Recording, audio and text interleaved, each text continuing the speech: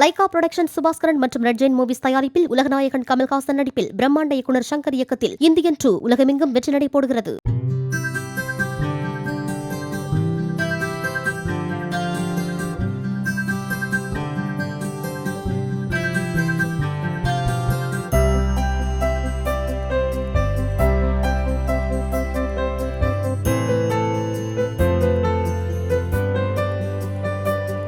கோபிச்செட்டிப்பாளையம் சட்டமன்ற தொகுதிக்குட்பட்ட நம்பியூர், கெடரை, மலையபாளையம் உள்ளிட்ட 10க்கும் மேற்பட்ட அரசு பள்ளிகளுக்கு சட்டமன்ற உறுப்பினர் நிதியிலிருந்து டேபிள் மற்றும் நாற்காலிகளை முன்னாள் அமைச்சர் செங்கோட்டையன் வழங்கினார். 22 அரசு பள்ளிகளுக்கு 25 லட்சம் ரூபாய் மதிப்பீட்டில் டேபிள் மற்றும் பெஞ்சுகள் வழங்கப்பட்டன.